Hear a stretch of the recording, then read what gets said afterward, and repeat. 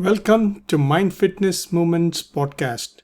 In this podcast, I'm going to introduce you to Patrick Davis, who recently got comfortable with his identity as we celebrate the Pride Month in June 2024 to bring more awareness about LGBTQ community and their rights. Please help me welcome Patrick Davis.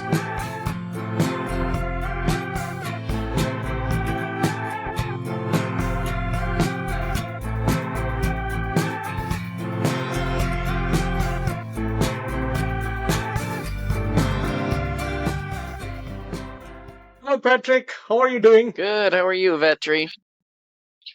I'm well. Thank you. Welcome to Mind Fitness Movement podcast. Thank you.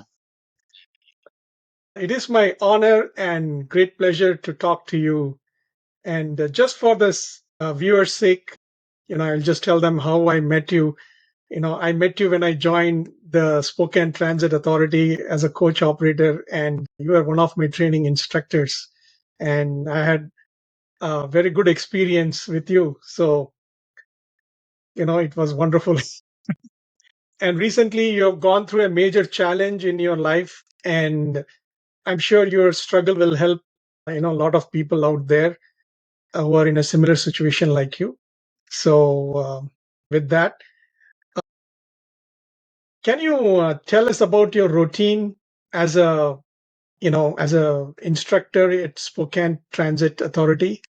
Yes, I started training about 5 years ago for Spokane Transit. I've been as a bus driver since 1999.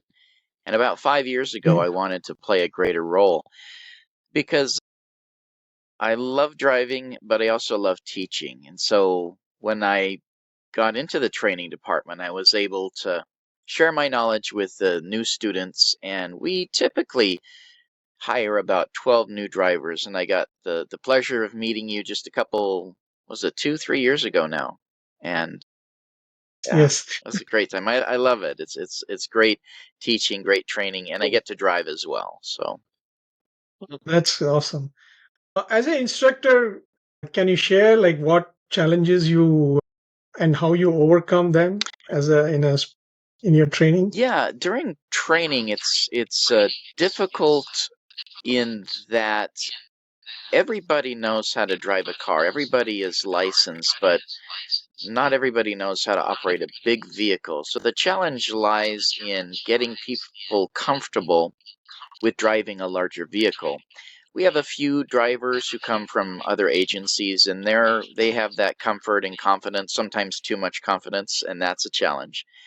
But mostly it's getting people over the hump of nerves, and that's pretty much how we overcome that with each student is time behind the wheel.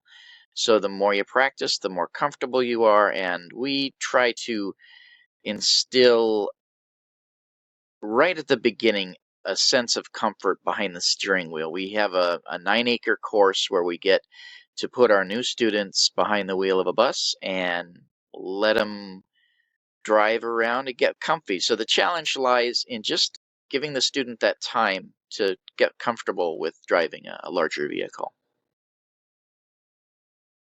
Okay.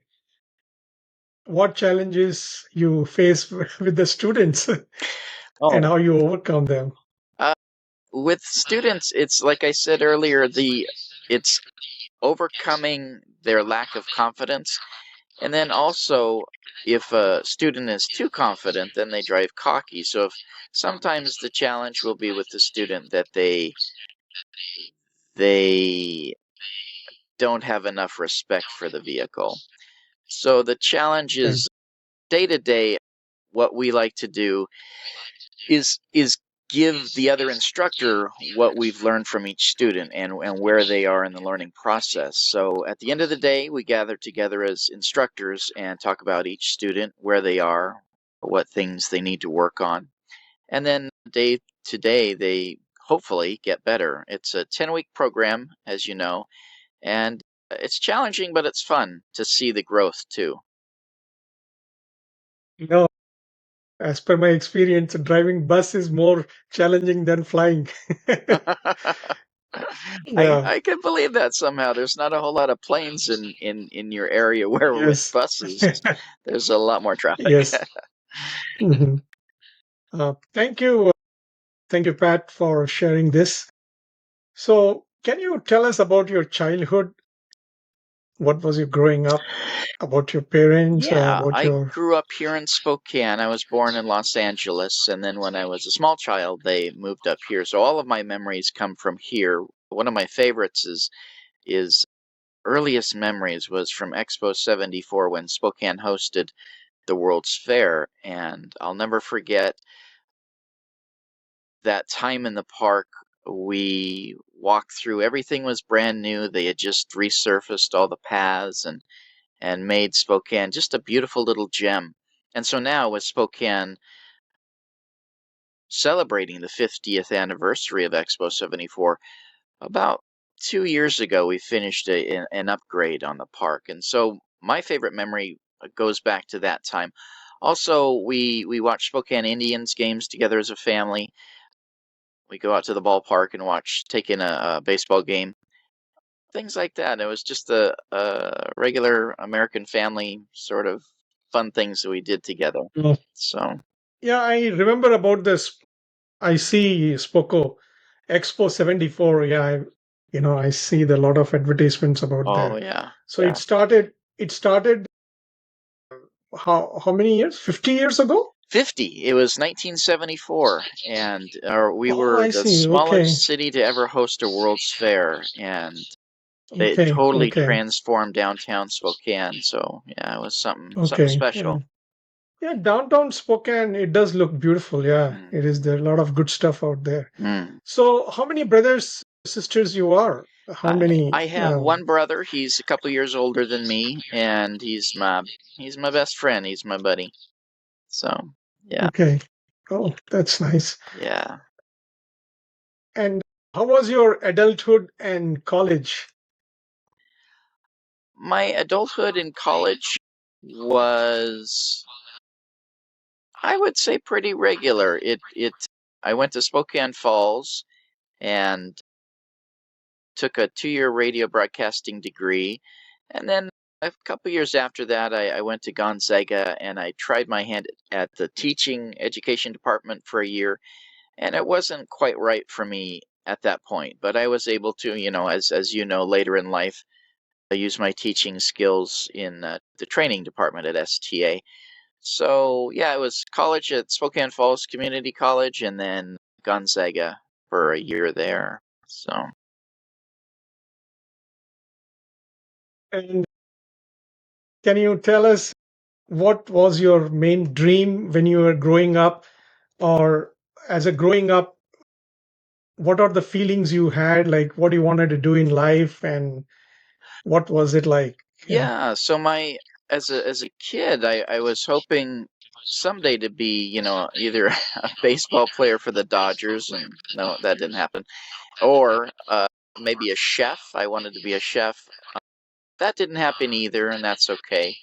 But as a kid, you have all these dreams, and some of them don't pan out. But in my when I pursued radio, it led to a job that led me to meeting my wife. So that was kind of, it wound its way around into my life, and one thing led Okay. to another, and here we are. I'm uh Can you share a little bit about how did you meet your wife, and how did you get married, and yeah, what was your absolutely. family life? It was That was about in 1994, so 20 years after Expo 74. We got married. We Okay. we had met in a college and career group, which is our church had a group where we would meet every weekend, and it was just getting to know people our age. And so I met her uh, specifically after a Garth Brooks concert. I was at a radio station working the overnight shift, and a friend took her to the Garth Brooks concert, and then afterwards showed her the studio where I was doing my Oh, shift, and we met there, and okay. sparks flew. We met each other and had a great time, and then a few years later got married. I had a couple kids, and And How yeah, many children? How many children you have? we have two kids together. Yeah. Okay, the boy, girls, or Yeah, what? so my youngest, she is 22, and my eldest, they are 28 right now. So, Okay. yeah, yeah. Both are girls. My youngest is my daughter, and then my eldest is transgender, which is non-binary. So they began life as a female, and now they are just themselves. They prefer not to be known as a girl or a boy. So, yeah. We Okay. call them, I'm learning how to say this. Uh, Okay. they prefer to be called them, and just by name. So Okay. I'll say their name, and I won't say she or her. So it's more with them an identity of who they are, and that's being known as themselves, which is their right, obviously, and freedom to do so. So yeah. Okay. Okay. Yeah, can I go into that a little bit since we touched on that subject? Please. Yeah, I would love to know because I have no idea about what it is, and Sure, sure. so So please educate us about the transgender. Yeah. absolutely. So when she was a teenager, she struggled quite a bit with her identity, her sexual identity, and she was attracted to girls at the time, which was in our church and our society here in Little Spokane kind of backwards and frowned upon. So she didn't feel comfortable being attracted, and so she had to closet that stuff and not let her natural attraction to females through. So that being bottled up emotionally led to her serious depression. And Okay. when she was a teenager, she told me and her mother, "I think I'm bisexual." She was gay, but she told us and came out of the closet and told us, "No, I'm gay."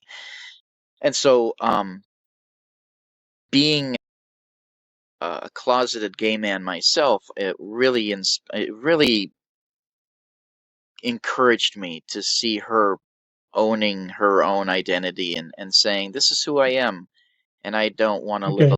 alone and not be who I am." And so through that process, so it was a slow journey into who they are today. So we're still transitioning into the even saying the words they them versus her and she.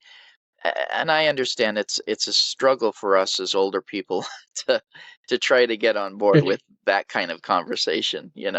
But no, they've found who It's they are now in their late 20s, and their courage coming out and telling me that they're attracted to females as a who they are inside. That I, for the longest time, for decades, hid that part of myself, and I've known since I was a child that I was gay. But mm, again, growing up in the church and living here in Spokane where that isn't quite accepted, I had to push that down. And okay. so a few years ago, I came out to my wife, and told her, you know, well, let me back up again one more time, Vetri.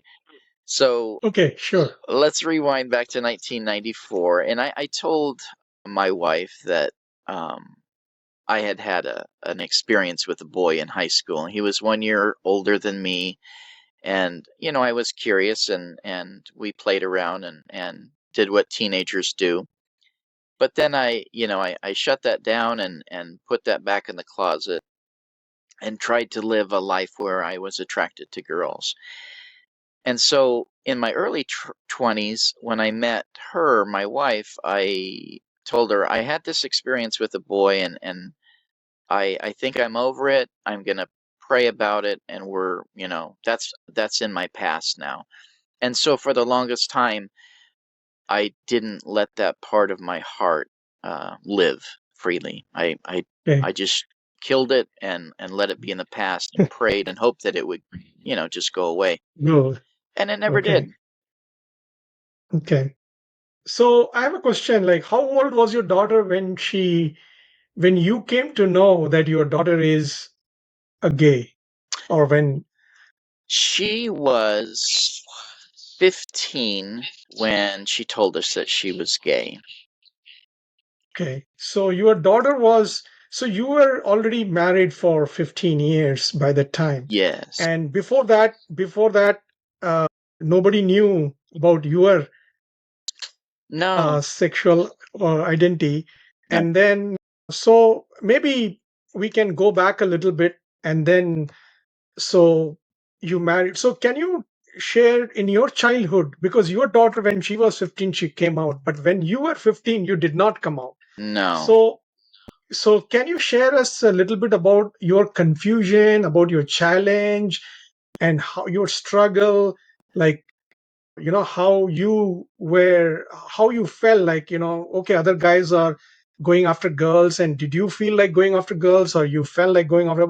Can you Yeah, share that with I us? could tell you exactly. Yeah, that's a perfect question. I could tell you exactly in the neighborhood of when that happened in my life. I was in fifth grade, and all the boys at that time were talking about girls and natural inclination to fall in love with a girl and get to know them better and have romantic feelings and all that. And I was not attracted to girls. I was attracted to boys, but in school you were picked on if were gay. You were made fun of. And so I had to hide that part of myself. In sixth grade and seventh grade, I remember my best friend, he was a player. He had game and he could go up to any girl and say, "Hey, you want to go out on a date?" And they'd say, "Sure, yeah, you're cute, blah blah blah."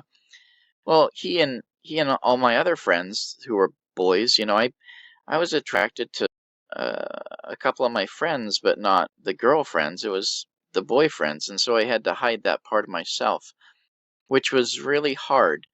I wasn't able to be true. So, to the answer your question, I'd say it was right in that 11, 12, 13-year-old age when I had that struggle. I knew something was wrong, that I couldn't live my true self.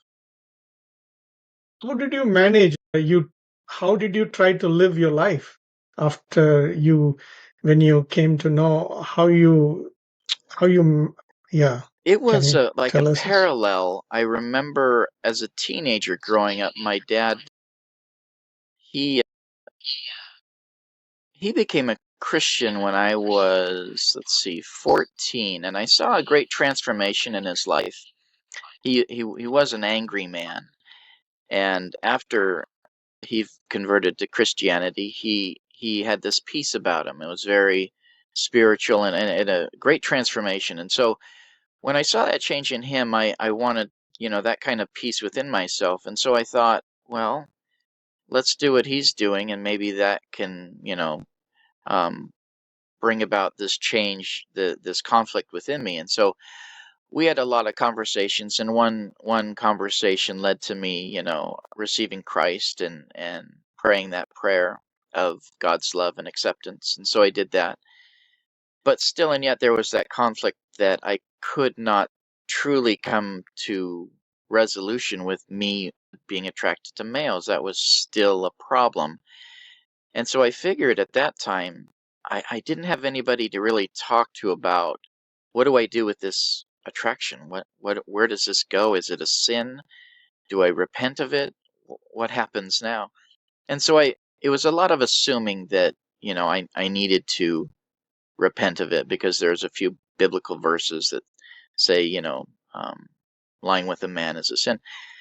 But I never had those conversations where I could resolve that conflict. And so I prayed to God, and that's how and I cry, at nights, and God knows my heart, but He also knows that He knows better than I how I'm made, and I can't repent of something that I am. If there's no escaping the fact that I like. I've tried really hard to like girls. Tried so much that I married one, but I I just can't escape the fact that I like boys, and that's all. And so I've just come Mm. to grips with the fact that I need to accept myself for who I am and not try to shy away from that. So another question is that so before your marriage, you had only experience with one guy, but no girls. No girls, no, no, Okay, nothing. Yeah. okay, okay. And how was your married life? It was it was good. It was typical struggles, good times, bad times, kids. We did a lot of traveling. We we had a lot of fights. You know, there were dark times. Yeah, it was a good it was I would say it's a normal marriage, but I can't speak for other people, but I'm guessing there are some families where the dad is gay or the mom is gay, and I've known a few people who have come to an end of their marriage because one of the partners is gay, and they hid that, and uh, two, three, four people come to mind right now of their marriage is ending, you know, because that part of them didn't go away. And you can't Okay, resolve something like that. In divorce lawyer terminology, they call it irreconcilable differences.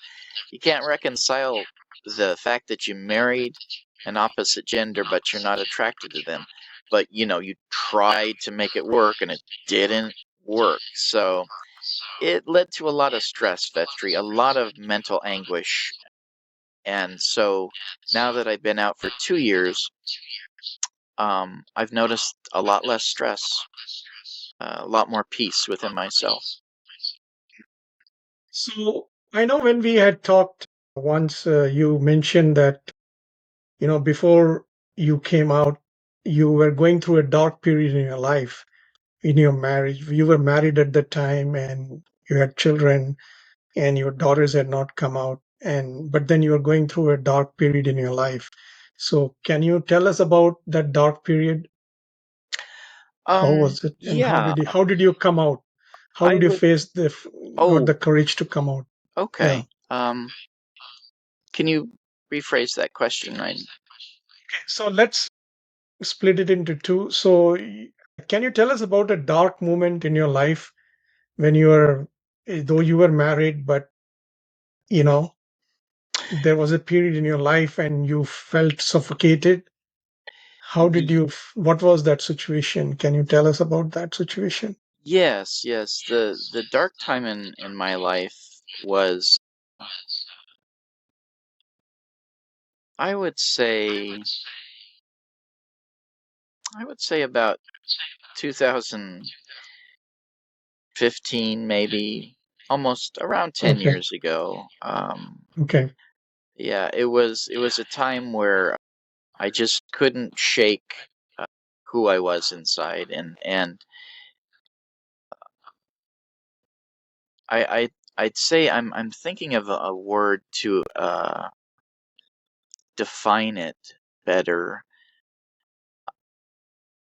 I would say it wouldn't be so much the courage that I found to come out as a misery. It was like a misery that I couldn't bear anymore. So it was less courage and more, I'm so tired of living this way, you know? So yeah, it was just a great sigh, a great depression in my life. It lasted years and years. And when I came out to a friend who lived in Seattle, and he had a life very much like mine. He came out at that same time, and his marriage ended. But I saw that he had that freedom. He lived beyond the marriage. She lived beyond the marriage. They have two beautiful children too. And so when I saw him move into that place where he could be himself, that gave me courage. And at the same time, that was when my eldest child was struggling with their sexual identity. And so when they found the courage to come out and be true to themselves, I saw that courage in them, and I knew that that was what I needed to do. I needed to find that same courage. Wonderful. It is. Thank you very much for sharing this because it's very wonderful to hear that.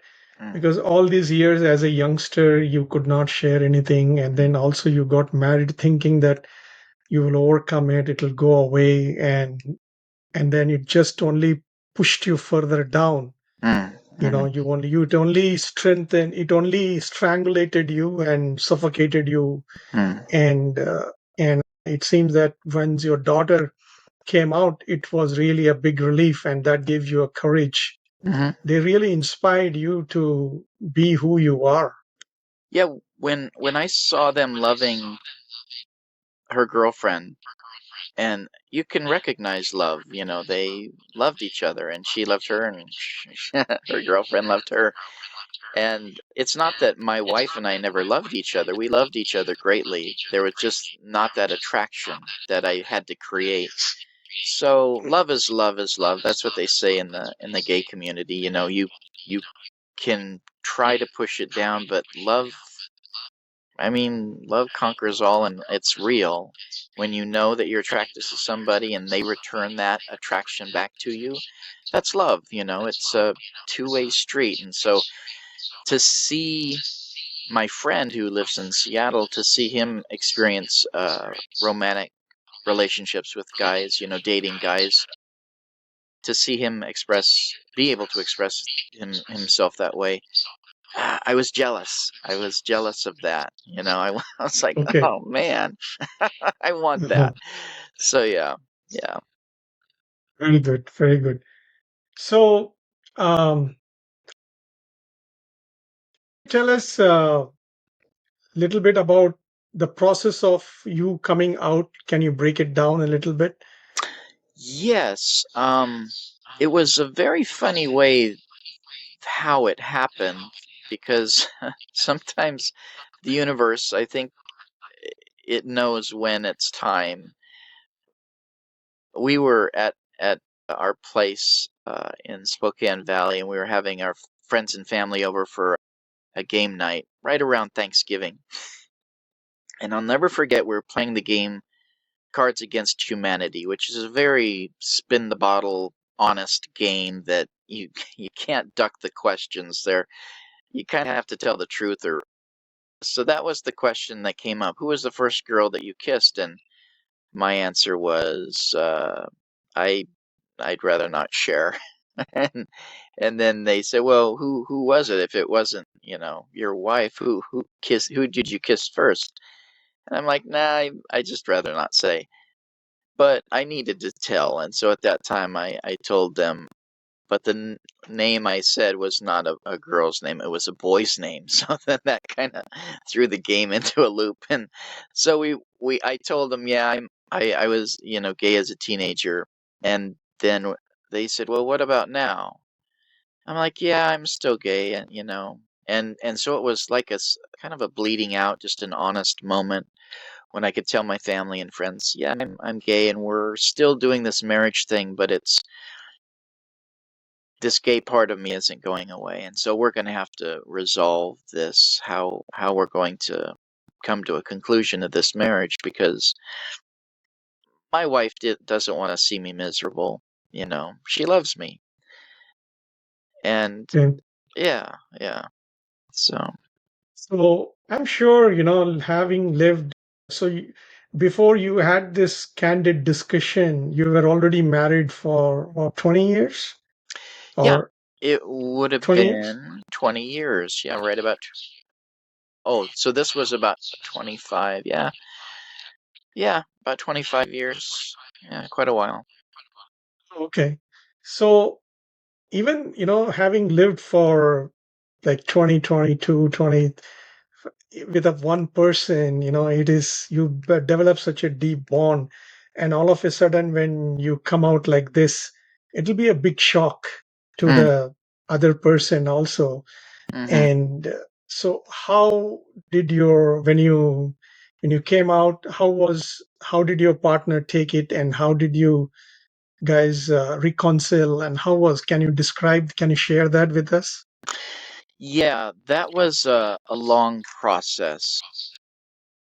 mainly because my wife was in a wheelchair. And so you can either end a marriage quickly and painfully, but kind of like ripping a band-aid off real quick, or you can go slow like we did and kind of peel back the layers slowly.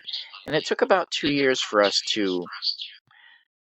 for me to slowly peel away from her. A couple years ago, I moved in with my brother and his wife, who've graciously hosted me as I've, recovered from,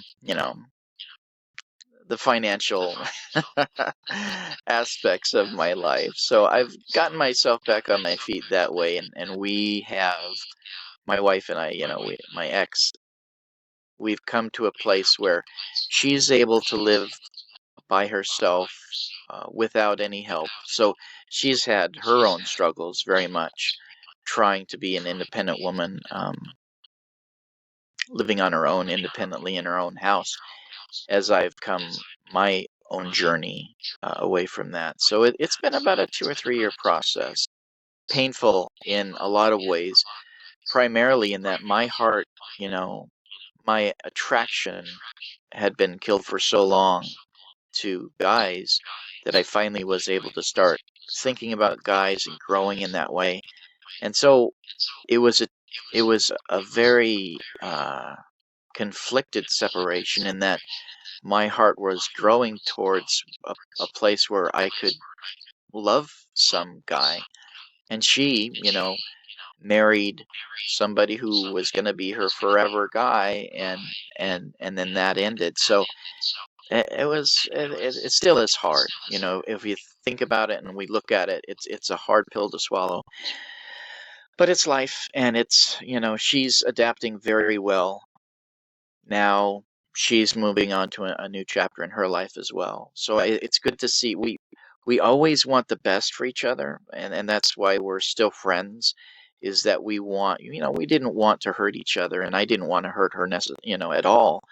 Being married, I thought this gay thing would go away, and it never did.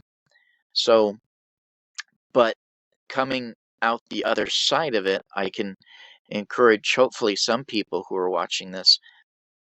If you're in a relationship with somebody and the gay isn't going away, be honest with yourself and then with your partner, and share with them the struggle that you're having, and and pray and hope that they can accept it and receive that, and that you both can and just be honest with each other, and to live truly either with that struggle or whatever that looks like. And for us, it was separating. So now you are like your ex-wife, she's married, she's with the other person, she has moved on with her life. Yeah, she's not married, but she's interested in other guys now. And so there's that part of her life that it took her a while to get over me. And, Okay. that was, I feel one, you always talk about living your life without regrets. Well, that's one regret I do have, is that I hurt her in the process by not being true with myself, and by extension being true with her about, my attraction towards fellas. So yeah, she is moving on now in her life in dating, and I'm moving on in my life with dating. And we both have, a future that is bright, because we tell each other about the people we are dating, and she knows a guy on the coast, and she's excited about him, and I know a guy here, and I'm excited about him. So we're still friends through it all, but it's been hard, but it's Okay. a good life. I'm not gonna lie, What is your advice to, the young teenagers to in today who uh, who are having challenge in their expression of their sexual identity? What is your Well, advice? Because you were also in that situation. So what do you advise to these young boys and girls in their um, teens, how they should handle it? I would say gravitate towards the friends who accept you for who you are. And if you know somebody who's bold enough to be gay and be who they are in public and not worry about bullying or being suppressed, I would gravitate towards those people. I wish I had somebody in my life at that time that I could express. I like guys and I wish I could express that. Back in the day, that wasn't a thing. There wasn't a whole lot of gay mentors or gay friends at that age that came out. Now there's more, but even so, I think there are some kids these days who are still in the closet because, there's always going to be bullying, and being gay is still a thing where people get bullied. So Yes. I would say definitely seek out those friends who are gay and who are out and who are proud, and share your inner struggle with them. If you communicate that with a friend, you'll have a good audience and a listener who will help you through the process. Oh, thank you. And what is your advice to the parents of the children who have identity, the children, if they face an identity situation, then what is your advice to the parents to so how they should handle their children? I would say just be a safe place for them because, in being a teenager, especially, that's when everything happens. Your hormones develop, your body grows, and it's a crazy, scary time. So, as an adult, your greatest thing that you could do for your kids is just be a safe space for them.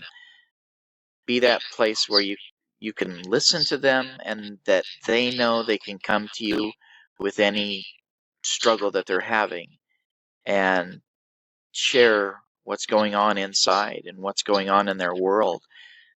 Listen to your kids and hold hold back on the teaching, because you can always be a teacher, you can always be a role model, but it's better to listen sometimes and to be there for them in that way. So can you tell us about how do you now live your life? How do you express your life now and how you are living your life now that you are, out of your So shell? it's almost like a fast forward thing. What I was just talking about coming out if you're a teenager. I have friends who I've sought out at work. There's one guy who's been out at work, and we're now friends, and we go out. We just celebrated his birthday last week. So Okay. now I surround myself with my people, my friends who are gay, and I haven't abandoned my old friends. But nowadays, I go out on dates, and I kind of have just adapted and adopted to the mindset of I'm going out with a guy, and if people look weird at that, that's on them, whatever. I'm going out on a date tonight Okay. downtown, and I have no fear or no worry Oh, about cool. what people think. We're going to go Congratulations. have dinner and then go see a show. Yeah, that'll be great. Okay. Okay. So, Is there any other way you express yourself, like from the previous time in your change, like previously, before, and now? Is do you, yeah. earlier you must be like, I must dress like a boy or something like that. Is there, how do you, have you made any changes to Yeah. yourself? Yeah, so I know that some people express themselves when they come out of the closet. It's like they bottled up all that stuff inside for so long. And I'll never forget my dad, and this is his old thinking. But when I came out to him later on in life, I said, Dad, I'm gay. I have always been gay, and I've tried to pray it away. It hasn't done it. And so I'm coming out of the closet, and I just, I want to be myself. And the one thing he said that I'll never forget, he goes, well, just don't be flamboyant, whatever that means.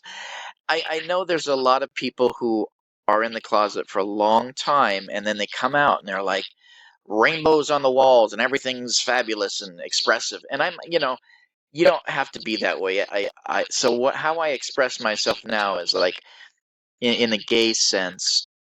My daughter and I, we went to Las Vegas as a family a few years ago, and my youngest and I went to a nail shop and we got our nails done together, which is, kind of gay. It's not a typical masculine thing, but, so I was flamboyant in that way, but I got my nails done in Raiders colors.